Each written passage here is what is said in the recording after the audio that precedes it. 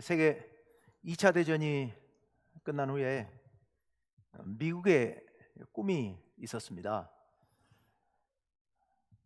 팍스 아메리카나, 미국의 평화, 미국에 의한 평화, 아메리카에 의한 평화라는 꿈을 꾸었죠. 그래서 이제부터 미국이 전 세계를 평화로운 세계로, 미국의 힘으로 전 세계를 평화로운 세계로 만들어야 되겠다는 그런 꿈을 꾸었었죠. 그런데 쉽지 않았습니다. 왜냐하면 미국이 온 세상을 다스릴 줄 알았는데, 그런데 소련이 등장을 하게 되면서 냉전 체제가 형성이 됐죠. 그래서 소련과 대립하고 갈등하고 그러면서 팍스 아메리카나는 꿈에 불과한 게 되고 말았습니다. 그러다가 1990년 구소련이 무너지고 나서, 그리고 나서야 비로소 정말로 팍스 아메리카나가 실현되는가 했습니다. 미국에 의한 평화가. 그런데 그건 역시도 30년을 다 가지 못하고 사실상 무너지고 말았죠. 최근에 중국이 급부상을 하면서 또 미국이 너무 빨리 자신들의 속내를 드러내면서요, 전 트럼프 대통령이라든지 지금 바이든도 뭐 크게 달라지지 않았습니다만은 미국의 국가 이익이 너무 중요하고 급하다고 생각을 하니까 세계 평화고 뭐고 우선 국가 이익부터 추구하자는 생각으로 팍스 아메리카나는 깨지고 말았습니다. 참 안타까운 일이죠. 그런데 이렇게 자신들의 힘으로 평화를 이루겠다고 꿈을 꿨던 사람들이, 그 원조가 2000년 전에 따로 있었죠. 팍스 로마나를 외쳤던 로마가 그랬습니다. 2000년 전에 그들이 로마에 의한 평화, 당시 이제 유럽과 지중해 세계, 북아프리카, 아시아, 서쪽 아시아 전체를 로마가 지배하고 있었기 때문에 로마에 의해서 평화가 이루어진다라고 생각했고, 또 실제로 평화가 거의 한 200년 동안, 예수님 오신 때로부터 거의 200년 동안 로마에 의해서 평화가 유지가 되었습니다. 로마가 어떻게 그 시대에 그렇게 평화로운 세상을 이룰 수 있었는가? 로마의 강력한 군사력, 그리고 로마가 갖고 있는 탁월한 시스템, 이걸 통해서 지중해 세계가 평화로운 세상이 되었습니다. 사도행전에 보면 사도 바울이 각국을 돌아다니면서 여행을 하면서 복음을 전하는데, 그게 어찌 생각하면 이 팍스 로마나의 덕이었던 거죠. 로마에 의해서 완벽한 평화가 보장이 되니까요. 그러니까 그 평화로운 세상에서 마음껏 자유자재로 돌아다니면서 복음을 전할 수 있었던 거죠. 불과 200~300년 전만 해도 꿈도 못 꿨던 일입니다. 그렇게 여기저기 함부로 돌아다니다가는 어디서 어떻게 죽을지 모르는 그런 굉장히 위험한 세상이었죠. 2000년 전 얘기니까요. 그런데 아주 자유롭게 복음을 전할 수 있었던 것은 바로 그런 로마에 의한 평화 때문이었습니다. 로마가 그렇게 평화를 이룩할 수 있었던 것은 사실 여러 가지 요인들이 있습니다만은 탁월한 지도자들이 있었던 것도 아주 중요한 한 요인이었죠. 팍스 로마나의 기초를 닦았던 지도자 하면 대표적인 사람이 카이사르, 성경에서는 가이사라고 나오는 카이사르, 그리고 그의 아들 가이사 아우구스투스 양자였죠. 카이사르는 굉장한 엄청난 지도력을 갖고 있는 사람이었고 군사 전략가였죠. 그래서 당시 로마의 골칫거리였던 북쪽에 있는 위험한 미개한 세력들, 프랑스, 독일, 영국 등을 짧은 시간 안에 점령하고 거기를 완전히 로마화, 확실하게 로마 사회로 만들어버립니다. 그리고 동유럽에서 밀고 들어오는 사람들을 막기 위해서 완벽한 국경 방위 체제를 구축하게 됩니다. 그리고 돌아와서 로마로 돌아와서는 지금까지 잘 굴러왔지만 이제 이 거대한 나라가 됐는데 이런 큰 나라를 통치하기에 부적절하다고 생각했던 공화정을 끝내고 제정으로 넘어가는, 황제가 다스리는, 황제 한 사람이 다스리는 제정으로 넘어가는 그런 체제를 구축을 하게 되지요. 그러다가 원로원파, 즉 공화정을 추구하는 사람들에 의해서 암살당하고 맙니다. 그 아들, 그 양자 카이사르 아우구스투스가 그 뒤를 이어서 이제는 로마의 정치 사회적인 시스템을 완벽하게 갖추게 되면서 그로부터 한 200년 동안 로마에 의한 평화가 이루어지게 됩니다. 그것을 가리켜서 팍스 로마나라고 얘기를 하죠. 그런데 팍스 로마나가 이루어지기 700년 전에 평화의 나라를 생각하고 외쳤던 사람들이 있었습니다. 유대의, 이스라엘의 예언자들요. 특히 700년 전 남유다의 예언자들이었던 이사야와 미가 선지자가 평화를 외칩니다. 오늘 말씀 미가 5장 2절에서 5절인데 마지막 5절 상반절 말씀을 세번역 성경으로 우리 같이 한번 읽어봅시다. 같이 한번 읽어봅니다. 시작. 그리고 그는 그들에게 평화를 가져다 줄 것이다. 우리가 보는 성경에는 그는 평강의 왕이 평강이 될 것이다, 이런 의미로 번역이 되어 있는데 세번역 성경에서는 그리고 그는 그들에게 평화를 가져다 줄 것이다. 여기서 그가 누굴까? 그들은 이스라엘 백성들, 유대인들, 그리고 만 백성들을 가리킬 겁니다. 그는 그들에게 평화를 가져다 줄 것이다. 여기서 그가 누구인가?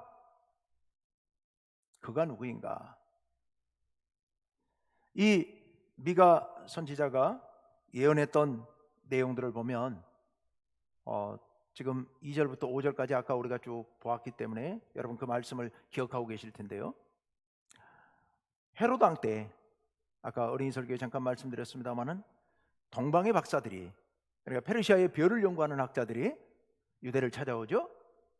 찾아와서 헤롯 왕궁을 찾아옵니다. 그리고 유대 왕으로 태어나신 분이 누구냐라고 묻게 되지요. 헤롯 궁이 발칵 뒤집힙니다. 헤롯 왕이 여기 있는데 누가 유대의 왕으로 태어난단 말이냐 하는 거죠. 헤롯이 당시 나이가 많았습니다마는 엄청난 권력력을 갖고 있는 사람이었고 또 여러 아내에 의해서 아내들 밑에 여러 자녀들이 있었습니다.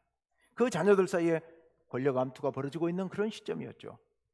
그런데 유대인의 왕이 태어났다고 하니까 깜짝 놀란 거죠. 그리고 율법 학자들을 불러 모아서 유대인의 왕 어디서 태어나느냐라고, 예언에 어디서 태어난다고 했느냐라고 묻게 되지요. 그들이 성경을 찾아보고 한 이야기가 베들레헴입니다. 베들레헴에서 메시아가 난다고 했습니다 라고 얘기를 하게 되는데 그 근거가 오늘 말씀 미가 5장 2절 말씀이죠. 5장 2절 말씀 우리 같이 한번 읽어보겠습니다. 시작. 베들레헴 에브라다야 너는 유다 족속 중에 작을지라도 이스라엘을 다스릴 자가 내게로 나올 것이라. 그의 근본은 상고의 영원에 있느니라. 아멘. 그래서 그는 누구냐? 베들레헴에서 태어나신 분, 헤롯 왕 때 베들레헴에서 태어날 이분이 바로 평강이라 평화의 왕이 될 것이다 라고 예언하고 있는데요, 이분이 바로 우리가 잘 아는 예수님이시죠. 마지막에 보시면 이런 말씀이 있습니다. 그의 근본은 상고에 영원에 있느니라. 이 대목을 세 번역은 이렇게 번역하고 있습니다. 세 번역 띄워주세요. 같이요. 시작. 그의 기원은 아득한 옛날 태초에까지 거슬러 올라간다. 이렇게 세 번역을 번역하고 있습니다. 베들레헴에서 한 왕이 태어나는데 그의 기원은, 그의 뿌리는 아득한 옛날 태초에까지 거슬러 올라간다. 태초는 하나님께서 천지를 창조하신 때이죠. 하나님께서 천지를 창조하신 그때부터 계셨던 분이 오늘 이 땅에 태어나신다라는 그런 의미입니다. 태초부터 계셨던 분, 하나님의 아들 예수님이 이 땅에 오신다라고 하는 그런 예언이지요. 창조주 하나님의 아들 예수 그리스도, 그가 오셔서 이 땅에 평화를 이루어 주실 것이다 라는 게 미가의 예언입니다. 예수 그리스도에 의한 평화, 팍스 크리스티나, 예수 그리스도를 통한 평화, 미가의 예언이었습니다. 로마에 의한 평화가 이루어지기 700년 전에 미가가 이런 예언을 했던 거죠. 자, 그러면 하나님의 아들 예수 그리스도는, 베들레헴에서 태어날 그 아기 예수는 어떻게 평화를 이룰 것인가? 어떻게 팍스 크리스티나를 이룰 것인가? 3절 말씀을 그렇지 한번 봅시다. 다 같이요, 시작. 그러므로 해산하기까지 그들을 붙여두시겠고 그 후에는 그의 형제 가운데에 남은 자가 이스라엘 자손에게로 돌아오리니. 아멘. 그러므로 여인이 해산하기까지 했습니다. 여인이 아이를 낳는다는 거예요. 여인이 아이를 낳는다. 그런데 이 미가와 동시대에 예언 활동을 했던 선지자 이사야서 7장 14절 말씀에 보면 우리가 잘 아는 말씀이 나옵니다. 처녀가 잉태하여 아들을 낳으리니 라는 말씀이 나옵니다. 같은 말씀이죠. 사실상 같은 말씀이죠. 한 젊은 여인이 아이를 낳게 되는데, 즉 예수 그리스도가 태어난다는 얘기죠.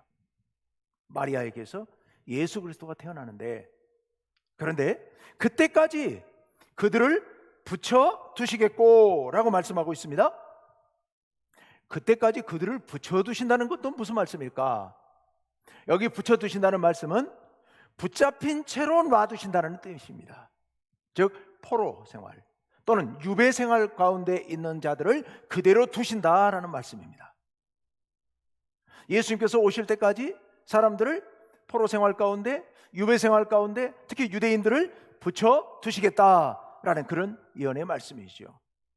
그런데 그 다음에 뭐라고 말씀하시냐면 그 후에는 그의 형제 가운데 남은 자가 이스라엘 자손에게로 돌아오리니, 그 포로 생활하던 자들이 다시 이스라엘 자손에게로 돌아오게 하신다라고 말씀하고 있습니다. 자, 그런데 예수님 당시에 포로 생활하던 사람들이 있었을까요? 없었습니다. 예수님 당시에 붙잡혀서 돌아오지 못하는 사람들은 없었습니다. 물론 사방에 흩어져서 생활하던 디아스포라 유대인들은 있었지만 그들이 돌아오고 싶으면 언제든지 돌아올 수 있는 사람들이었습니다. 자유로운 상태였었으니까요. 그런데 오늘 여기 말씀해 보면 그들을 붙여두시겠다 그랬다가 여인이 해산하고 나면, 즉 예수 그리스도가 태어나고 나면 그들을 다시 돌아오게 하시겠다, 즉 해방시키시겠다, 다른 말로 말하면 구원하시겠다라는 말씀입니다.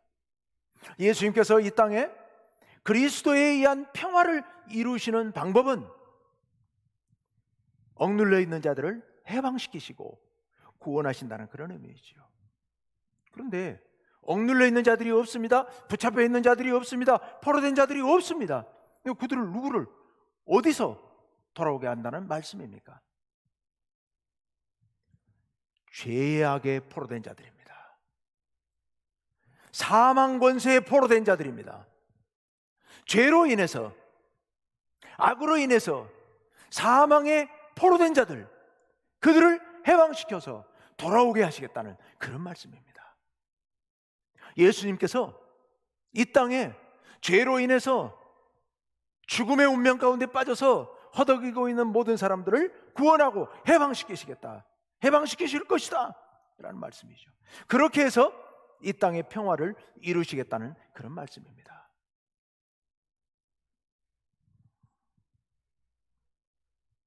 카이사르나 아우구스투스는 즉 팍스 로마나는 엄청난 군사력으로 그 누구도 함부로 대항할 수 없는 그런 로마의 군대, 이 중무장 보병으로 대표되는 로마의 막강한 군대, 아무도 필적할 적이 없는 그런 막강한 군대, 군사력으로 평화를 유지했습니다.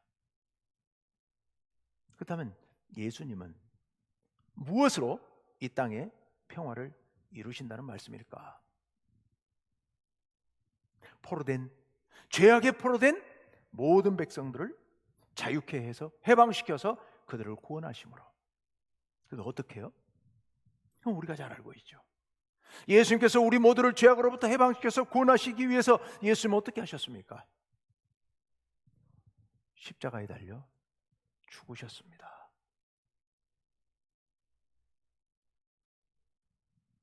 세계 평화를 유지하기 위해서 엄청난 힘이 필요하다고 우리는 생각하고 있는데, 예수님께서는 세계 평화를 이루시기 위해서 힘이 아니라 당신의 생명을 희생하시는 방법으로, 십자가에서 당신의 몸을 내주시는 방법으로 이 땅의 평화를 이룩하신 겁니다. 이 땅에 죄악에 매여서 종살이하고 있는, 평화를 누리지 못하고 있는 모든 사람들을 십자가의 보혈로 다 씻으시고 용서하시고 해방시키시고 구원하심으로 말미암아 평화를 누리도록 예수님께서는 그렇게 당신을 희생하시는 방법으로 이 땅의 평화를 이루신 겁니다. 또 한 가지가 더 있습니다. 4절 말씀을 읽어봅시다.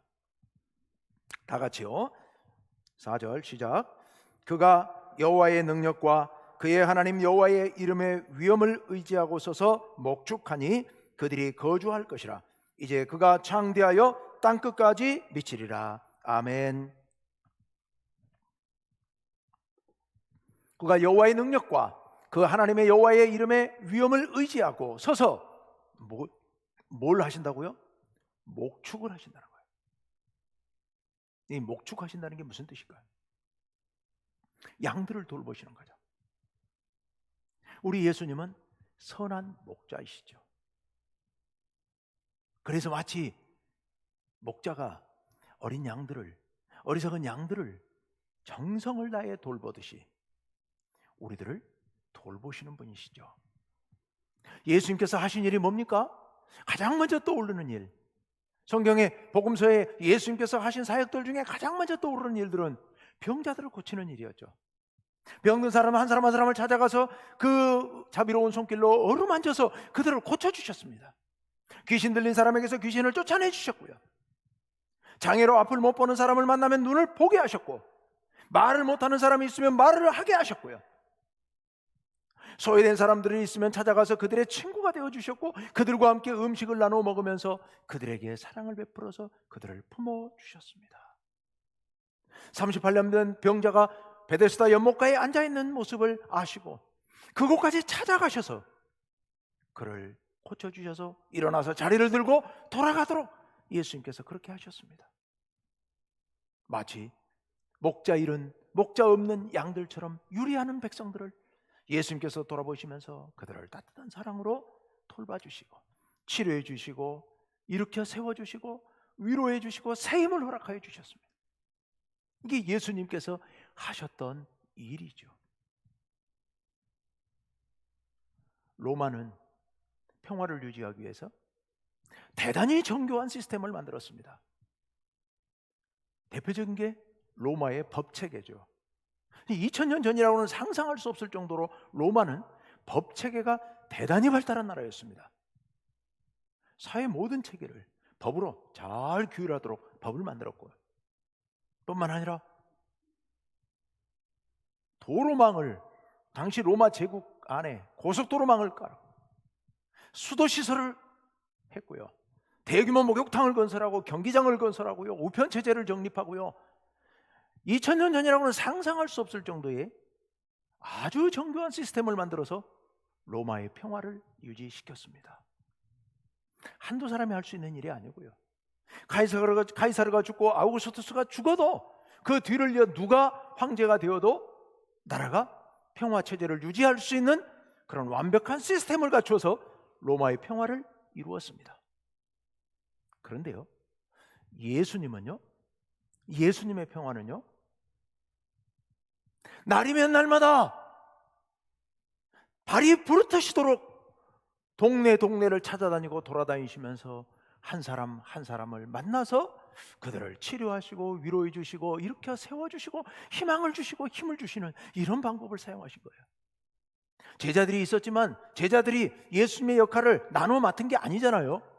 제자들 예수님 뒤에 졸졸 따라다니면서 구경하고요, 가끔 엉뚱한 소리해서 예수님 마음 아프게 하고 발걸음만 더디게 만들었을 뿐이지 제자들이 한 일이 거의 없습니다. 예수님께서 한두 번 파견을 파송하셔서 일을 하신 적은 있지만, 그러나 예수님께서는 거의 3년 내내 혼자 돌아다니셨습니다.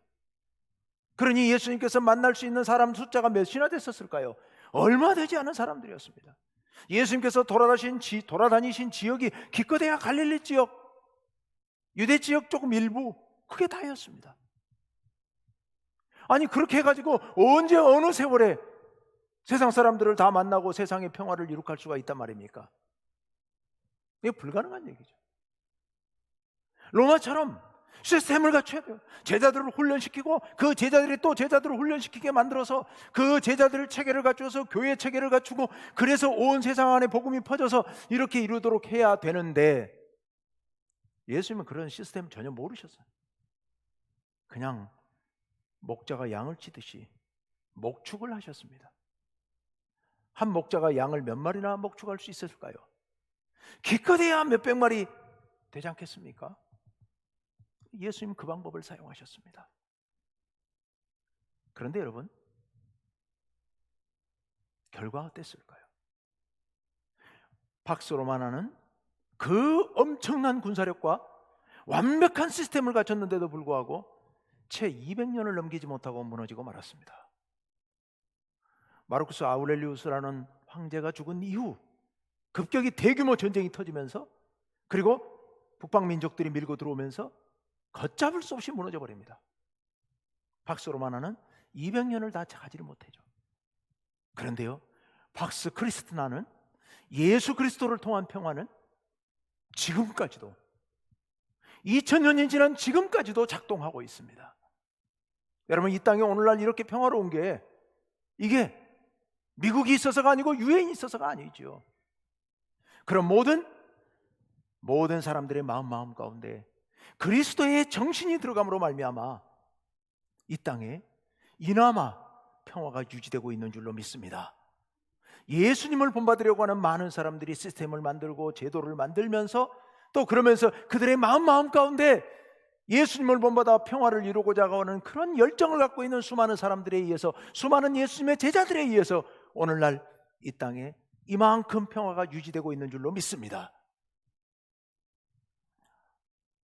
여러분, 우리가 인간적으로 생각해 봤을 때는 엄청난 군사력과 시스템을 갖추면 평화가 유지될 것으로 생각할 수 있습니다.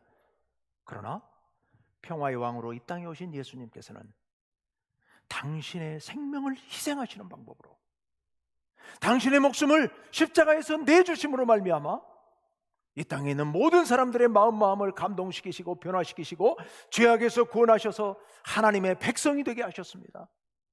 그리고 예수님께서는 한 사람 한 사람을 만나시면서 그 한 사람 한 사람의 마음을 어루만지시고 그들을 감동시키시고 그들을 변화시키시고 그들로 하여금 결단하게 하시고 예수님의 뒤를 따라서 예수님처럼 살고자 하는 그런 마음을 갖게 하심으로 말미암아 많은 사람들이 예수님의 뒤를 따라 평화주의자들로 살아가게 하셨습니다. 그렇게 하심으로 이 땅에 참된 평화가 이루어진 줄로 믿습니다. 여러분, 우리가 어떤 방법으로, 어떤 길을 따라서 이 땅을 변화시켜 나가야 할까요? 많은 사람들은 성미 급하게 생각합니다. 로마처럼 그렇게 해야 된다고요. 교회의 힘을 발휘해야 된다고요.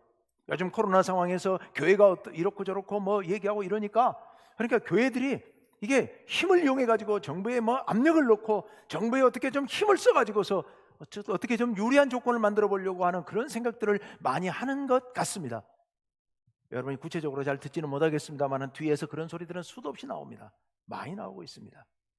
그러나 예수님의 방법은 아닙니다.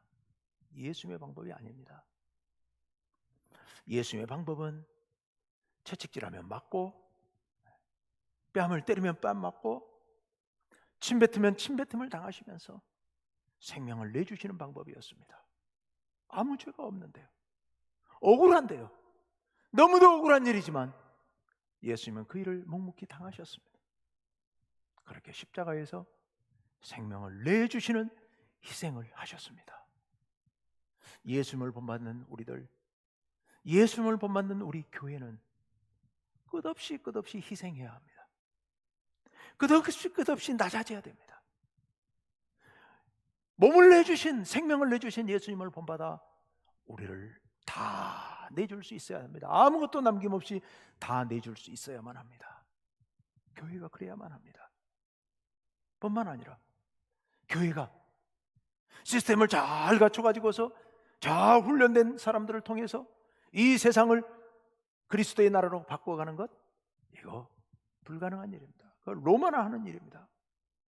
우리가 할 일은 한 생명 한 생명을 찾아가서 그들에게 그리스도의 사랑을 전함으로 말미암아 그들의 마음을 감동시키고 그들의 삶을 변화시키고 그들도 그리스도의 제자가 되게 하고 그들도 평화의 사도들이 되게 해서, 그래서 이 땅이 변화되도록 하는 방법, 그것이 바로 우리가 택할 방법입니다. 지금까지 교회는 그렇게 해왔고, 물론 그렇게 하지 않았을 때도 많았고 인간적인 방법을 취할 때도 많았습니다만은, 그래도 예수님을 따르는 수많은 백성들, 제자들은 예수님의 그 방법을 따라 이 땅에 묵묵히 희생하면서 한 사람 한 사람 만나면서 그렇게 정성을 다하여 섬기고 봉사하고 복음을 전하고 희생하면서 지금까지 이 세상을 변화시켜 왔습니다. 또 이 세상을 평화로운 세상으로 만들어 왔습니다. 이제 예수님 오실 날을 얼마 앞두고 있습니다. 평화의 왕으로 오신 예수님을 우리는 본받아야 합니다. 그래서 이제는 우리 한 사람 한 사람이 예수 그리스도의 정신으로 무장하여서 이 세상을 평화의 세상으로 바꿔가야 할 줄로 믿습니다. 우리 중목교회 모든 성도님들이 모두 다 예수님을 본받는 평화의 사도들이 되어야 됩니다. 그래서 이 땅 가운데 들어가 예수님의 방법으로 이 세상을 변화시켜 가시는 그런 우리 온 성도님들 되시기를 간절히 원합니다. 이 코로나 상황 가운데 성탄절을 맞게 되는데, 그 어떤 성탄절보다도 뭐 왁자지껄 시끄럽고 뭐 화려한 그런 성탄절이 아니라 우리 마음 속에서 놀라운 변화가 일어나고 우리 삶이 변화되고, 그래서 우리의 삶을 통하여 세상을 변화시키는 그런 성탄절 되기를 간절히 소망합니다. 우리 함께 기도합시다. 하나님 아버지, 세상은 평화를 원하지만 그러나